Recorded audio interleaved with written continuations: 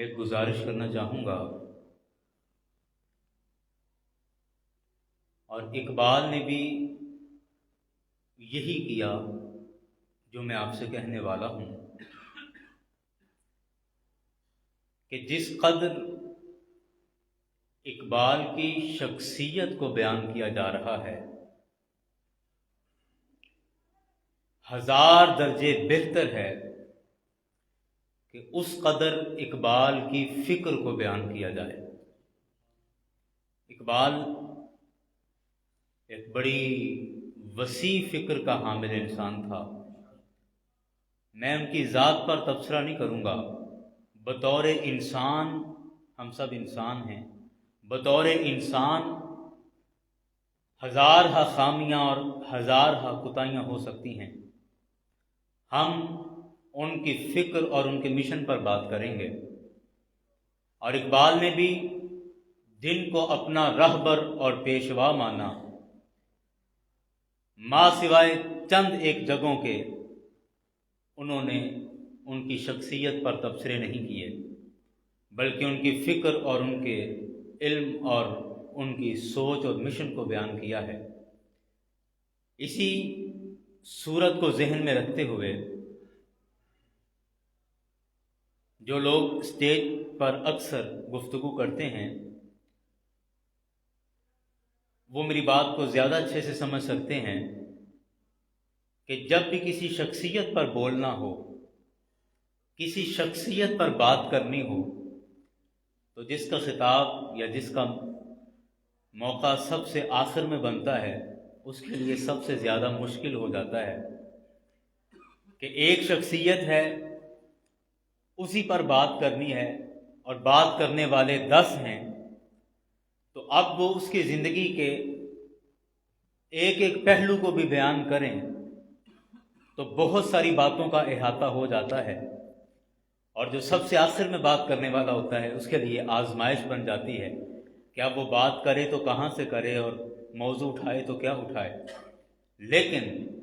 مجھے دلی طور پر خوشی ہے کہ اقبال اتنا وسیع انسان ہے اور اقبال کی فکر اتنی وسیع ہے، سمندروں جیسی گہرائی ہے، کہ اتنے لوگ جب ان کی فکر پر بات کر چکے اس کے باوجود مجھ سے فیصلہ نہیں ہو پا رہا کہ میں ان کے مشن اور ان کی فکر کے کس پہلو پر بات کروں۔ آپ یقین کیجئے کہ اتنی باتیں ہو چکی اور اس کے باوجود اتنی باتیں رہ گئی ہیں کہ جب ان پر غور کرتے ہیں تو یوں لگتا ہے کہ یہ بھی سب سے اہم ہے، یہ بھی سب سے اہم ہے، یہ بھی سب سے اہم ہے، کس کی بات کریں، کیسے بات کریں۔ بہرکیف میں اقبال کی زندگی سے، ان کی فکر اور ان کے مشن سے جو چند ایک تحائف آپ کے لیے حاضر کرنا چاہتا ہوں، ان کا آغاز میں کلام اقبال سے ہی کرنا چاہوں گا۔ اقبال بڑی جرت اور دلیری کے ساتھ یہ بات کرتے ہیں کہ نگاہ فقر میں شان سکندری کیا ہے، نگاہ فقر میں شان سکندری کیا ہے، خراج کی جو گدا ہو وہ کیسری کیا ہے۔ کہا کہ فقیروں اور درویشوں کی نگاہ میں یہ بادشاہوں کی عظمت کیا ہوتی ہے؟ بادشاہوں کی عظمت فقیروں کی نگاہ میں کچھ نہیں ہے۔ کیوں؟ دلیل دی صاحب کہ خراج کی جو گدا ہو وہ کیسری کیا ہے۔ کہا کہ جو حکومتیں ٹیکس کی محتاج ہوں تو پھر وہ بادشاہت تو نہ ہوئی، وہ بادشاہیاں تو نہ ہوئیں۔ بادشاہت وہ ہے کہ جو عوام سے ٹیکس لے کر نہیں، جو اپنی بھلے ایک اپنے تنکوں کی جھگی میں بیٹھا بندہ ہو لیکن اس کی نظر دور اندیش سے زمانہ سیراب ہو رہا ہو، یہ اصل بادشاہی ہے۔ نگاہ فقر میں شان سکندری کیا ہے، خراج کی جو گدا ہو وہ کیسری کیا ہے، اور فلک نے ان کو عطا کی ہے خواجگی کہ جنہیں خبر نہیں کہ روش بندہ پروری کیا ہے۔ کہ لوگوں نے اس آسمان نے، اقبال کہتا ہے کہ اس آسمان نے یہ بھی ظلم کیا کہ ایسے نااہل اور نابلد لوگوں کو بڑے بڑے منصبوں پر بٹھا دیا کہ فلک نے ان کو عطا کی ہے خواجگی کہ جنہیں خبر نہیں کہ روش بندہ پروری کیا ہے، کہ جنہیں پتہ تک نہیں ہے کہ انسانیت کا احترام کس طرح کرنا ہے، انسانوں کے ساتھ کس طرح چلنا ہے، محمد مصطفیٰ کی امت کے ساتھ کیسے چلنا ہے۔ یہ داستان ہمارے گھر سے لے کر ایوان اقتدار تک آپ چلے جائیں، آپ کو مسلسل یہی آپ کو صورتحال نظر آتی رہے گی کہ نااہل لوگ پیسے دے کر سیٹیں حاصل کر لیتے ہیں، نااہل لوگ رشوت دے کر پوسٹوں پر بیٹھ جاتے ہیں، نااہل لوگ چاپلوسیاں کر کے عہدے اور مناصب حاصل کر لیتے ہیں، اور اس کے بعد پھر جو امت کا حال اور امت کا جو حشر ہوتا ہے، اس کے بعد پھر جو اس کا نتیجہ نکلتا ہے اور ہمارا جو انجام ہوتا ہے، وہ بھلے معذرت کے ساتھ، وہ بھلے ہماری فوج ہو، وہ بھلے ہمارا ایوان سیاست ہو، وہ بھلے ہمارے ایوان ممبر و محراب ہوں، کوئی بھی شعبہ اس سے بچا ہوا نہیں ہے، کوئی بھی شعبہ اس سے بچا ہوا نہیں ہے۔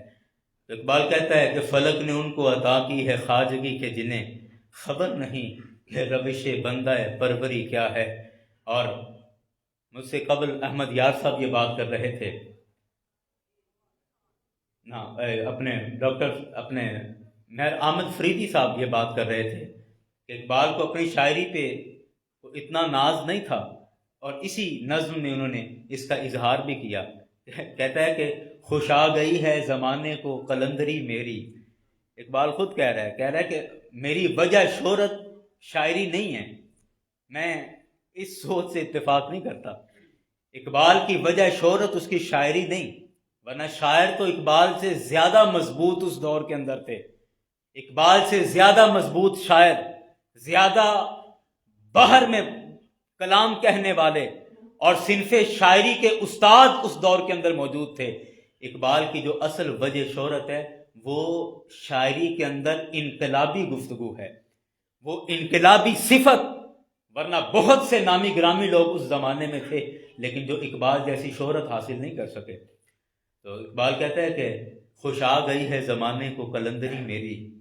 وگرنہ شعر میرا کیا ہے، شاعری کیا ہے۔ کہتے ہیں کہ یہ میرا درویشانہ مزاج ہے جو زمانے کو پسند آ گیا، یہ میرا مزاج ہے جو زمانے کو پسند آ گیا، ورنہ میرا شعر اور میری شاعری کیا ہے، استاد شعراء کے نزدیک اس کی کوئی حیثیت نہیں ہے۔ اور یہی ہم دیکھتے ہیں، آپ اقبال کو پڑھیں، جنہوں نے اقبال پر نقد کیا ہے آپ ان کو پڑھ کے دیکھیں، اقبال کے 20 اشعار پر وہ نقد بیان کر رہے ہیں، تنقید ہو رہی ہے کہ یہ بے وزن شعر ہیں، لیکن اس کے باوجود بھی کوئی پرواہ نہیں کرتا۔ اس کی وجہ کیا کہ اصل چیز شاعری نہیں، اصل اس کے پیچھے وہ روح ہے جو شاعری کے ذریعے لوگوں تک اقبال نے پہنچائی ہے۔ اور یاران گرامی، اقبال ایک ایسا عظیم انسان ہے کہ جس کی زندگی کے آپ کسی بھی شعبے میں دیکھیں تو آپ کو ایک اگلا جہان نظر آئے گا۔ آپ اس کے عشق کے قصے اور عشق کی باتیں جب اقبال سے سنتے ہیں تو عشق کا بھی ایک الگ سے ٹیسٹ ہمیں ملتا ہے، عشق کا ایک الگ سے ہمیں ذائقہ ملتا ہے۔ اقبال کہتا ہے کہ عقل و دل و نگاہ کا مرشد اولی ہے عشق، عقل و دل و نگاہ کا مرشد اولی ہے عشق، عشق نہ ہو تو شرع و دین بت کدائے تصورات، صدق خلیل بھی ہے عشق، صبر حسین بھی ہے عشق، مارکائے وجود میں بدر و حنین بھی ہے عشق۔ اور ساتھ کہا کہ شاد باد اے عشق خوش سودائے ماں، شاد باد اے عشق خوش سودائے ماں، اے طبیب جملہ علت ہائے ماں۔ فارسی ہے، مطلب اس کا یہ ہے، کہتا ہے کہ شاد باد اے عشق خوش سودائے ماں، اے مجھے میری طبیعت کو اچھے لگنے والے عشق، زندہ رہ، شاد رہ، خوش رہ، اے طبیب جملہ علت ہائے ماں، اے عشق تو میری ساری بیماریوں کا علاج ہے، میری اقبال کی ساری بیماریوں کا علاج عشق میں ہے۔ کہتا ہے اے طبیب جملہ علت ہائے ماں، اے میری تمام بیماریوں کے ڈاکٹر، میری تمام بیماریوں کے طبیب، اے عشق، عشق کو اپنا طبیب کہتا ہے، اقبال عشق کو اپنا طبیب کہتا ہے۔ اور پھر میں بات کو سمیٹتا ہوں کہ اقبال نے، دیکھیں ہم بات بہت زیادہ کرتے ہیں، عشق کی ہم بات کر رہے ہیں تو اس میں ہم دریا بہا دیتے ہیں، جب ہم کسی اور شعبے میں نکلیں، کسی اور موضوع پر ہو بات کریں تو اس میں ہم اپنے فن کے جوہر دکھاتے ہیں، لیکن اصل جو کام ہے وہ کام اس پر عمل کرنے کا ہے۔ اصل جو کام ہے وہ کام اس کو اپنی زندگی پر لاگو کرنے کا ہے، اپلائی کرنے کا ہے۔ آپ سارا اقبال پڑھ لیں، 1000 دفعہ پڑھ لیں اور ایک بات پر بھی عمل نہ کریں تو پھر وہ اقبال صرف ایک سعادت حسن منٹو کے ناول سے زیادہ حیثیت نہیں رکھتا، اس سے زیادہ حیثیت نہیں رکھتا کہ جس طرح آپ نے دل بہلانے کے لیے منٹو کو پڑھ لیا، اسی طرح آپ دل بہلانے کے لیے اقبال کو پڑھ رہے ہیں، تو پھر فرق کچھ نہیں ہے۔ فرق تب آتا ہے کہ جب ہم اپنی زندگیوں میں اس اقبال کی سیرت اور اس کی جو بصیرت تھی اور اقبال کی جو فکر تھی اسے اپنی زندگیوں میں لاگو کریں۔ اور اس کے لیے میں ایک نقطہ آپ کے سامنے رکھتا ہوں۔ اقبال نے کہا تھا کہ ایک ہوں مسلم حرم کی پاسبانی کے لیے، ایک ہوں مسلم حرم کی پاسبانی کے لیے، نیل کے ساحل سے لے کر تا بخاک کاشغر۔ آپ احباب جانتے ہیں کاشغر آج کل چائنا کا حصہ ہے، کاشغر چائنا کا شہر ہے، تو نیل کے ساحل سے لے کر کاشغر کی خاک تک تمام مسلمان ایک ہو جائیں حرم کی پاسبانی کے لیے۔ آپ اس ایک لفظ پر غور کریں کہ اقبال دراصل یہ بتا بھی رہے ہیں کہ اگر امت مسلمہ کسی نقطے پر جمع ہو سکتی ہے تو وہ حرم کعبہ ہے۔ حرم شریف ایک ایسی مشترک اور ایسی متفق علیہ جگہ ہے کہ جس پر تمام امت مسلمہ اتحاد کر سکتی ہے، اتفاق کر سکتی ہے۔ حرم کے علاوہ آپ جس جگہ پر بھی امت مسلمہ کی وحدانیت کی بات کریں گے، عین ممکن ہے کہ وہاں پر 20 لوگوں کو آپ سے اختلاف ہو اور وہ اختلاف کر جائیں اور اس کا حصہ نہ بنے، لیکن حرم کعبہ یہ امت مسلمہ کو یکجا کرنے کا بہترین جگہ ہے، امت مسلمہ کو اکٹھے کرنے کے لیے۔ اس لیے کہا ایک ہوں مسلم حرم کی پاسبانی کے لیے، نیل کے ساحل سے لے کر تا بخاک کاشغر۔ اور جب اقبال نے حرم کی بات کی تو پھر دل میں یہ بھی خیال آتا ہے کہ آج جو قبلہ اول بیت المقدس شریف پر جو حملہ کیا جا رہا ہے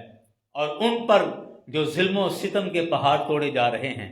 اور ان پر جو ظلم و بربریت کی جا رہی ہے، اس حرم میں بیت المقدس مسجد اقصی بھی شامل ہے، وہ ہمارا حرم اول ہے۔ میرے مصطفیٰ صلی اللہ علیہ وسلم کا پہلا حرم بیت المقدس ہے، تو بیت المقدس کے لیے بھی یہی جملہ ہے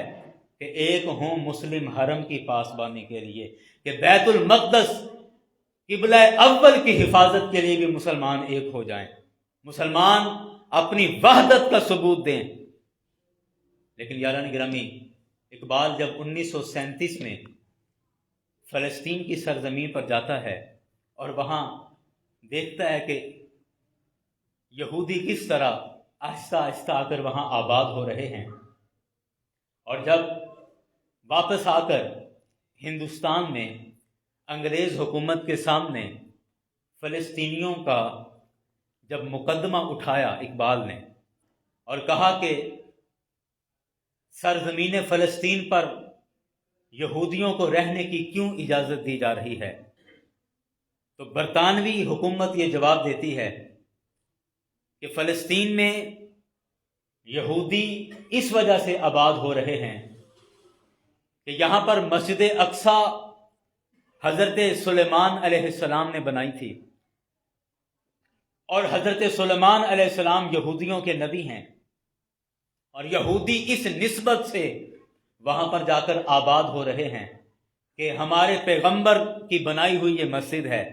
تو لہٰذا ہمارا حق بنتا ہے کہ ہم اس خطے اور اس سرزمین کو جا کر آباد کریں۔ تو اقبال نے بڑی خوبصورت بات کہی، کہا کہ اگر اس اصول سے، جو اصول آپ بیان کرتے ہیں، اس اصول سے اگر یہودیوں کو فلسطین کے اندر آباد ہونے کی اجازت دی جا سکتی ہے اور ان کے وہاں آباد ہونے کو جائز کہا جا سکتا ہے، تو پھر یہی تمام حقوق اسپین کے اندر مسلمانوں کو دیے جائیں، ہسپانیہ کے اندر مسلمانوں کو دیے جائیں۔ اسپین میں پھر مسلمانوں پر پابندیاں کیوں لگائی جا رہی ہیں؟ اسپین کے اندر مسلمانوں پر پھر کیوں قدغنیں لگائی جاتی ہیں؟ کیوں انہیں تنقید کا نشانہ بنایا جاتا ہے؟ اسپین بھی وہی سرزمین ہے، ہسپانیہ جس کا نام تھا، اور جہاں پر کئی 100 سال تک مسلمان حکومت کرتے رہے ہیں۔ تو اگر اس اصول سے آپ یہودیوں کو فلسطین میں آباد کر رہے ہیں تو پھر مسلمانوں کو بھی اجازت دیں کہ وہ بھی اسپین کے اندر جا کر آباد ہو جائیں، اسپین کا خطہ مسلمانوں کے لیے پیش کر دیا جائے۔ یاران گرامی، اقبال نے جب اس یہ تبصرہ ان کے سامنے پیش کیا تو اس پر وہ لاجواب ہو گئے، اور اس پر کوئی جواب نہیں آیا۔ اور میں کہتا ہوں کہ اقبال نے اپنے دور میں بھی اس وقت فلسطین کی جو بھی صورتحال تھی، اس وقت جس انداز میں بات کی جا سکتی تھی، فلسطین کا مقدمہ اقبال نے اس دور میں بھی لڑا۔ اور آج وہ دور ہم پر آ چکا ہے، آج وہ دور، وہ زمانہ ہم پر آ چکا ہے۔ آج ہماری وہ ذمہ داریاں ہیں، آج وہ مظلوم مسلمان ہماری طرف دیکھ رہے ہیں کہ ہم کیا بات کرتے ہیں اور ہم ان کے لیے کیا آواز اٹھاتے ہیں، ہم ان کے درد کو کیسے محسوس کرتے ہیں۔ اور اقبال نے اس کو بھی بیان کیا کہ اخوت اس کو کہتے ہیں چبھے کانٹا جو کابل میں، اخوت اس کو کہتے ہیں چبھے کانٹا جو کابل میں، تو ہندوستان کا ہر پیر و جواں بے تاب ہو جائے۔ کہا کہ بردرہڈ، بھائی چارہ، اخوت اس چیز کا نام ہے کہ افغانستان کے شہر کابل میں بھی کسی مسلمان کو کانٹا بھی چبھے تو ہندوستان کا ہر بوڑھا اور ہر نوجوان اس کے درد کو محسوس کرے، اس کے درد کو محسوس کرے۔ میں نہایت افسوس کے ساتھ یہ بات کر رہا ہوں کہ ایک طرف فلسطین کے اندر مسلمانوں کا قتل عام جاری ہے، اور دوسری طرف ہم اتنے بے حس ہیں کہ ہم اپنے گھر کی بڑی بڑی LEDs پر ورلڈ کپ کے نظارے لے رہے ہیں، ہم اپنی بیٹھکوں میں بڑکیں مارتے ہوئے نظر آ رہے ہیں۔ وہ درد، ان مسلمانوں کا کرب وہ محسوس کرنا تو دور کی بات، ہم اس درد کے قریب سے بھی نہیں گزر رہے ہیں۔ اور ہم سمجھتے ہیں، میں یہ بات بار بار کہہ رہا ہوں کہ ہم یہ سمجھتے ہیں کہ شاید یہ مصیبت انہی پر آئی ہے، شاید یہ ان کے ملک کا مسئلہ ہے، شاید یہ ان کی ریاست کا مسئلہ ہے، وہ خود اس کو حل کرتے پھریں گے۔ اور میں بار بار یہ بات کہہ رہا ہوں اور ہر پلیٹ فارم پر یہ بات کر رہا ہوں کہ یہ بجلی جو ان پر آج گری ہے، اے امت مسلمہ، اگر ہم چپ رہے تو اگلی باری ہماری ہے، یہ بجلی آپ پر بھی آن گرے گی۔ اور جب عالم کفر کی تلوار چلتی ہے تو پھر وہ نہیں دیکھتے کہ یہ کس نظریے اور کس عقیدے کے لوگ ہیں۔ عالم کفر، جب بھی آپ تاریخ اٹھا کے دیکھ لیں، اب میں بات لمبی نہیں کرتا لیکن آپ تاریخ اٹھا کے دیکھ لیں، جب بھی اسلام اور کفر کی جنگ ہوئی ہے، سارا عالم کفر ایک پیج پر جمع ہو گیا ہے۔ سارا عالم کفر، اس کا تعلق کسی ملک کے ساتھ ہو، وہ کالے ہوں یا گورے ہوں، وہ برٹش لینگویج بولتے ہوں یا امریکن لینگویج بولتے ہوں، کسی بھی انگریزی کے ساتھ ان کا تعلق ہو، وہ فرانسیسی میں بات کرتے ہوں یا دنیا کی کسی زبان میں بھی بات کرتے ہوں، سارا عالم کفر ایک پلیٹ فارم پر جمع ہو جاتا ہے۔ جب بھی اسلام کا مقابلہ ہو، عالم کفر ایک پلیٹ فارم پر، ایک پیج پر آ جاتا ہے۔ لیکن مسئلہ صرف ہمارا ہے کہ جب عالم اسلام اور عالم کفر میدان میں اترتے ہیں تو ہم پھر بھاگنے کے بہانے ڈھونڈتے ہیں۔ کہیں ہم کہتے ہیں کہ ان کو کس نے کہا تھا کہ پہلے ان پر حملہ کرتے، حماس نے تو پہلے شرارت کی ہے۔ کہیں ہم یہ جملے بول کر خود کو پاک اور صاف کرنا چاہتے ہیں اور خود کے کندھوں سے ذمہ داریاں اتارنا چاہتے ہیں۔ یہ دراصل وہ بزدلی ہے जिस बुज़दिली को हम इन बहानों से छुपाना चाहते हैं, वरना असल बात यह है कि हम बुज़दिल और मुर्दा कौम हैं। हम जिंदा सिर्फ नगमों की हद तक हैं और जिंदा सिर्फ तरानों की हद तक हैं, वरना हम जो इंसानों की तहजीब लिए फिरते हैं, हम सब वहशी कोई जंगल के दरिंदों में नहीं। असल हाल यही है हमारा। आज मैं अपने सगे भाई का गिरेबान पकड़ने के लिए तैयार हूं। मुझे इसमें कोई खौफ नहीं है कि सामने मेरी मां के बतन से पैदा हुआ मेरा सगा भाई मौजूद है। मुझे कोई परवाह नहीं है। मैं 1.5 मरले और 1.5 फुट जगह के लिए मैं सगे भाई को थाने ले जाऊंगा। आज बेहिस्सी का ये आलम है कि इस्लाम के नाम पर भाई बनना तो दूर की बात है, हम सगे भाइयों को कबूल करने के लिए तैयार नहीं हैं। और फिर पूरे पाकिस्तान का एक जगह पर जमा होना या पूरी उम्मते मुस्लिमा का एक जगह पर जमा होना तो बहुत दूर की बात है। हम एक इलाके के लोग एक प्लेटफॉर्म पर जमा होने के लिए तैयार नहीं हैं। हमारे अपने अपने तहफ़्फ़ुज़ात हैं। हमें अपनी अपनी मस्जिद चाहिए, हमें अपनी अपनी खानकाह चाहिए, हमें अपना अपना प्लेटफॉर्म चाहिए, हमें अपने अपने रास्ते चाहिए। और फिर बड़ी माजरत के साथ मैं ये बात कहना चाहता हूँ कि आज आप यहाँ पर चूँकि अक्सर मुख्तलिफ तंजीमों के दोस्त बैठे हैं तो उनके लिए मैं बात बिलखुसूस कर रहा हूँ कि आज जब भी इत्तेहाद की बात होती है, हर तंजीम का हर मेंबर इत्तेहाद की बात करता है कि जी इत्तेहाद होना चाहिए, सबको एक प्लेटफॉर्म पे जमा होना चाहिए, पूरी उम्मत को यकजा होना चाहिए। हर तंजीम इत्तेहाद की बात कर रही है, लेकिन बड़ी माजरत के साथ कि हर एक के इत्तेहाद की तशरीह अपनी अपनी है। हर किसी के इत्तेहाद का मतलब अपना अपना है और इस इत्तेहाद का मतलब ये है। और हम ये इत्तेहाद, मैं अपनी बात करता हूं कि मैं ये इत्तेहाद चाहता हूं कि सारे लोग मेरे पीछे चलें, इसको इत्तेहाद कहते हैं। ये इत्तेहाद चाहते हैं कि सारे लोग मेरे पीछे चलें, इस चीज का नाम इत्तेहाद है। तीसरा बंदा भी यही चाहता है कि सारे लोग मेरे पीछे चलें, इसका नाम इत्तेहाद है। हालांकि इत्तेहाद की ये तशरीह आज तक न कभी किसी ने की है न सुनी है। इत्तेहाद इस चीज का नाम है कि हम सारे लोग मिलकर चलें, इसको इत्तेहाद कहते हैं। इसको इत्तेहाद नहीं कि सारे मेरे पीछे चलें, ये इत्तेहाद नहीं है। इत्तेहाद ये है कि सब लोग मिलकर चलें, शाना बशाना, हाथों में हाथ, कंधों से कंधे मिलाकर और हाथों में हाथ लेकर यकजान होकर चले। और फिर आप देखें माजी के अंदर जब भी उम्मत मुसलमा ने इत्तेहाद किया, कुफार को ये जहर की तरह बुरा लगा। मेरा किसी न सियासी तंजीम से ताल्लुक़ है न मजहबी तंजीम से ताल्लुक़ है, और मैं दीन का काम करता हूँ और अपने अंदाज से करता हूँ। मेरा एक अपना तरीक़ाकार है। इसलिए मैं ये जुमले कह रहा हूँ कि भुट्टो दौर में जब इस्लामी सरबराही कॉन्फ्रेंस पाकिस्तान की सरजमीन पर मुनक़िद हुई और पूरी उम्मत मुसलिमा के हुक्मरानों को पाकिस्तान में जमा किया गया, मैं समझता हूँ ये तारीख का बहुत बड़ा कारनामा था। शायद पिछले कई सदियों से इस पर काम नहीं हुआ था और उसके बाद भी शायद आइंदा बड़ी मुश्किल है, दूर दूर तक मुझे नजर नहीं आता कि ऐसा काम हो कि पूरी उम्मत मुसलिमा की तमाम इस्लामी ममालिक के सरबराहान को पाकिस्तान की सरजमीन पे मस्जिद बादशाही के अंदर जमा कर दिया गया। लेकिन आलम कुफ्र को कभी भी ये बातें पसंद नहीं आती कि मुसलमान एक जगह पर जमा हो जाएं। वो कहते हैं इनको लड़ाओ और इनको लड़ा के फिर पीछे हट के तमाशा देखो, और उसका नतीजा क्या निकला कि जब उन्होंने कोशिश की और इस्लामी सरबराही कॉन्फ्रेंस पाकिस्तान के अंदर हुई, तमाम दुनिया के मुसलमान हुक्मरान यहाँ पर जमा हुए और एक इत्तेहाद बना, नतीजा क्या निकला कि बाद में उसी भुट्टो को उसी के मुल्क में फांसी पर चढ़ा दिया जाता है। यारान गिरामी, बहुत सा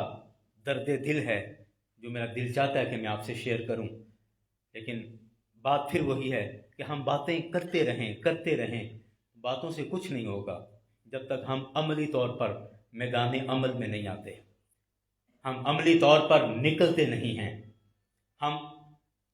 इन तमाम तकरीरों को अपने ऊपर लागू नहीं करते, तब तक बात नहीं बनेगी। اور اقبال نے جس غیرت اور جس خودی کی بات کی ہے، میں آج آپ سب سے کہتا ہوں کہ اپنے اپنے گریبان میں جھانک کے دیکھو کہ کیا وہ غیرت ہم میں موجود ہے۔ میں کہتا ہوں آج ایک چپڑاسی سے لے کر اور وزیر اعظم تک جس بندے کو بھی کرپشن کا موقع ملتا ہے کوئی کسی کو معافی نہیں دیتا، کوئی کسی کو معافی نہیں دیتا۔ سرکاری عہدوں سے لے کر نجی پرائیویٹ عہدوں تک جس کا جہاں الو سیدھا ہوتا ہے وہ کر لیتا ہے، کسی کو قوم کی پرواہ نہیں ہے۔ اور لوگ بھلے بجلی چوری ہو، بھلے وہ ٹاؤن کمیٹی کا پیسہ چوری ہو رہا ہو، بھلے وہ کسی بھی دنیا ہائے رنگ و بو کے کسی بھی محکمے سے جو کرپشن کی جا رہی ہو، وہی لوگ کرپشن کے خلاف نعرے لگانے والے ہیں اور وہی لوگ ان تمام دھندوں کو کرنے والے ہیں۔ اس لیے اقبال نے اسی لقمے کے بارے کہا تھا کہ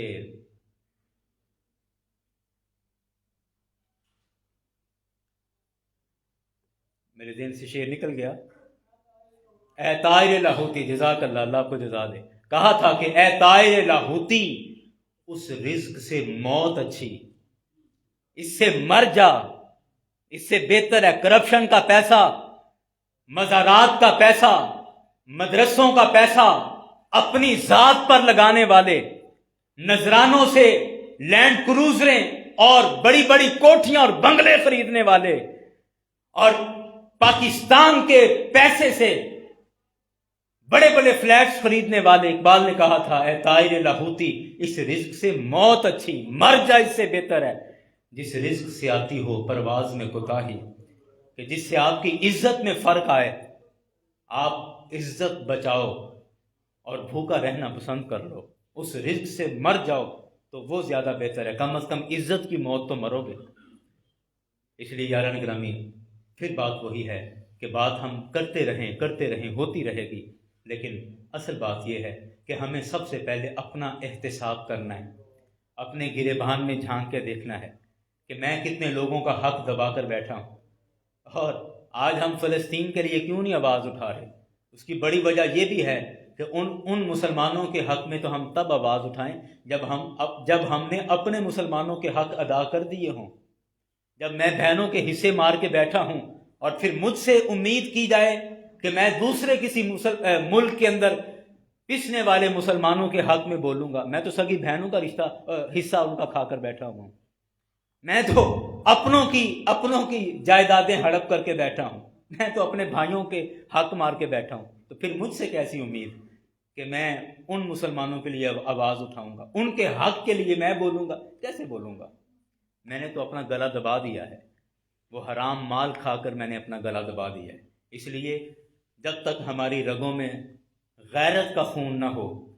آپ مت سمجھیں کہ آپ کچھ کر سکتے ہیں، آپ کچھ نہیں کر سکتے۔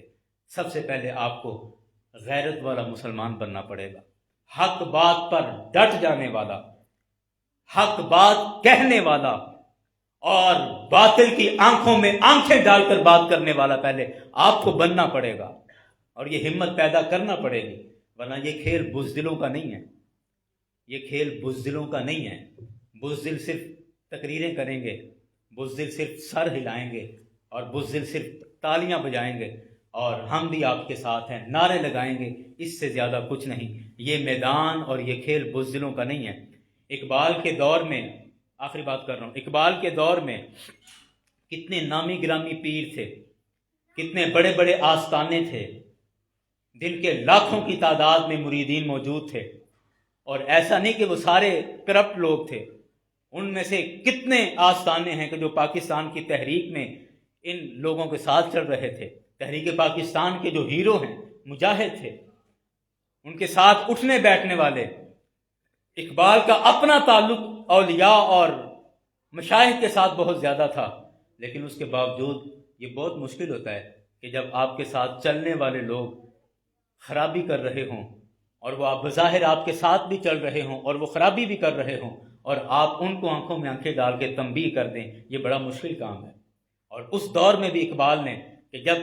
پاکستان کے پیر اقبال کے ساتھ چل رہے تھے، اس دور میں بھی اقبال نے کہا تھا کہ ہم کو تو میسر نہیں مٹی کا دیا بھی، ہم کو تو میسر نہیں مٹی کا دیا بھی، گھر پیر کا بجلی کے چراغوں سے ہے روشن۔ کیا وہ دنیا جس میں کوشش نہ ہو دین کے واسطے، دیے میں تیل ڈالنے کے پیسے نہیں، اور ایک طرف وہ پیر ہے کہ جس پیر کے گھر بجلی کے چراغوں سے جس کا گھر روشن ہے۔ بجلی ظاہری بات ہے اس دور میں ایک نئی ٹیکنالوجی تھی، اور اس کو کیا وہ دنیا جس میں کوشش نہ ہو، تو کہا کہ ہم کو تو میسر نہیں مٹی کا دیا بھی، اور گھر پیر کا بجلی کے چراغوں سے ہے روشن، اور کہا کہ نذرانہ نہیں سود ہے پیران حرم کا۔ اب یہ بات کوئی مجھے آج کر کے دکھائے، میں بھی کر رہا ہوں تو اقبال کا سہارا لے کے کر رہا ہوں، ورنہ آج جو تباہیاں ہمارے معاشرے میں مچ رہی ہیں، اور جس طرح نوچا گیا ہے میری قوم کو، اور جس طرح اس کی عزتوں کو تار تار کیا گیا ہے، اور جن وحشیوں نے کیا ہے، بھلے وہ دینی طبقہ ہو یا دوسرا طبقہ ہو، جس طرح وحشیوں کی طرح نوچا گیا ہے میری قوم کو اور میری قوم کے جوانوں کو، سب کے سامنے ہے کہ وہ وحشی درندے کون ہیں کہ جنہوں نے اس قوم سے ان کے حقوق چھین لیے ہیں، جنہوں نے مہریں لگا دی کہ خبردار ہمارے سامنے آنکھ اٹھا کر بات کی تو تمہیں زمانے میں ذلیل و رسوا کر کے رکھ دیں گے۔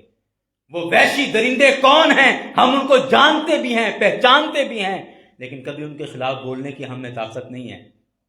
اور یہ وقت، یہ ماحول، آپ سندھ کی طرف جائیں تو آپ کو بہت زیادہ نظر آئے گا کہ جو وڈیروں کے سامنے آنکھ اٹھا کر بات نہیں کر سکتے، شرابی پیروں کے سامنے،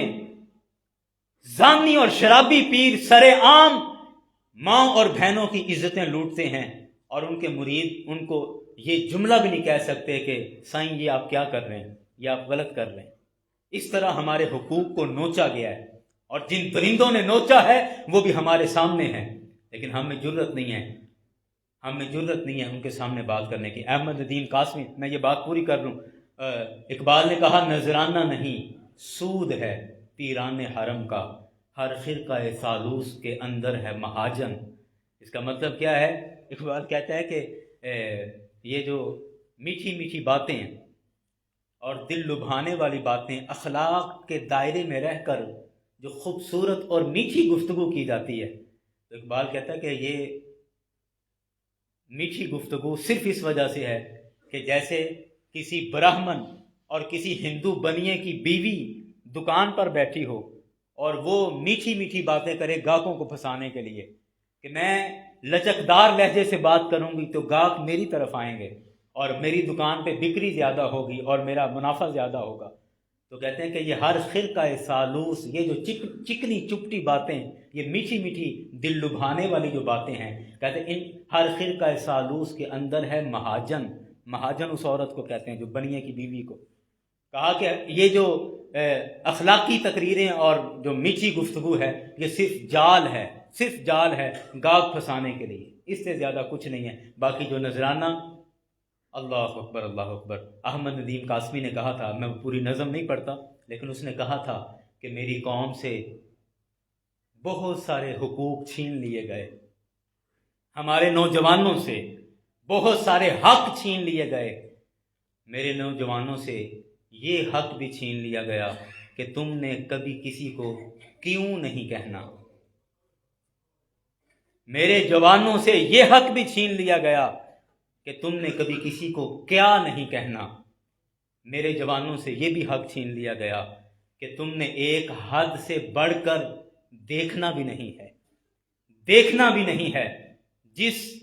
حد پر ہم دیوار کھڑی کر دیں اس دیوار کے پار نہیں دیکھنا، اپنی مرضی سے دیکھنا نہیں ہے۔ ہماری عقلوں پر پابندی لگا دی گئی کہ اس سے آگے تم نے سوچنا بھی نہیں ہے، اور یہ کیا ہے، یہ کیوں ہے، یہ کس طرح ہے، یہ تمام حقوق ہم سے چھین لیے گئے کہ کیوں اور کس طرح اور کیسے، یہ سوال نہیں کرنے۔ یاران گرامی، میں بات کو ختم کر رہا ہوں، اور آج ان الفاظ پر یہ میرا درد دل تھا، اور آپ یقین کیجئے کہ میں جب گھر سے نکل رہا تھا تو میں نے کچھ اور مضمون اقبال کے حوالے سے سوچا تھا کہ میں چاہ رہا تھا کہ کوئی عشق و محبت کے حوالے سے کوئی رنگ اور اس طرح کی بات ہو اور اس طرح کی، تاکہ لوگوں کو زیادہ سمجھ آئے. لیکن یہاں کا ماحول اور جو مجھ سے قبل مقررین نے گفتگو کی تو مجھے بھی مناسب لگا کہ میں اسی پیرائے میں اپنی بات کو جوڑ لوں، اور جو بے ترتیب الفاظ میرے منہ سے نکلتے رہے میں آپ کے سامنے رکھتا رہا. لیکن ان تمام چیزوں کا صرف مقصد ایک ہی ہے کہ سب سے پہلے ہمیں اپنے اندر ایمان کی غیرت پیدا کرنا ہوگی، اور اس کے بعد ہمیں ایک پلیٹ فارم پر متحد ہونا ہوگا. ایک پلیٹ فارم پر متحد ہونا ہوگا، اور اس کے علاوہ کوئی چارہ نہیں ہے. اس کے علاوہ کوئی چارہ نہیں ہے. میرے ایک دوست ہیں، آج کل باہر ہوتے ہیں، انہوں نے ایک موقع پر بڑی اچھی بات کی. انہوں نے کہا کہ شاعر تو بہت سارے ہیں اور بہت سے لوگ ہیں جنہوں نے اپنے اپنے دور میں شاعری کی، لیکن اقبال اتنا زیادہ مشہور کیوں ہو گیا؟ تو وہ کہتا کہ اصل میں اقبال کے مشہور ہونے کی وجہ یہ ہے کہ وہ ایک سیاسی افراتفری کا دور تھا، اور اقبال نے اپنی شاعری بھی اسی طرح کر لی، اور وہ انگریز دور تھا، انگریز مسلمانوں پر قابض تھے، تو ان سے آزادی اور غلامی سے نجات کے موضوع پر اقبال نے شاعری کر لی، تو وہ بس اس دور کے ساتھ میچ کر گئی، اس وجہ سے وہ دوسروں سے زیادہ مشہور ہو گیا. تو میں نے کہا یہ بات مجھے آپ کی سمجھ تو آ رہی ہے، لیکن مسئلہ یہ ہے کہ آج بھی تو ہم مسائل سے گھرے ہوئے ہیں. آج بھی یہی تو اصل کمال ہے کہ اپنے دور کے مسائل کو جان لینا. جس طرح اگر اقبال نے اس دور کے مسائل کو جان لیا، اسے پتہ چل گیا کہ اصل مسئلہ کیا ہے، اور اس پر پھر اس نے کلام کیا اور گفتگو کی تو پوری دنیا میں مشہور ہو گیا. تو مسائل تو آج بھی ہیں. آج بھی آپ اٹھیں، محسوس کریں، دیکھیں کہ ہمارے اصل مسئلے کیا ہیں، ہماری اصل پریشانیاں کیا ہیں، اصل وہ وجوہات کیا ہیں، ہمارے زوال کے اصل اسباب کیا ہیں، وہ مسائل کیا ہیں جن کی وجہ سے ہم بہت پیچھے ہو گئے. اور آج بھی وہ محسوس کریں، جانیں، پرکھیں اور ان پر بات کرنا شروع کریں تو ایک اور اقبال بھی پیدا ہو سکتا ہے.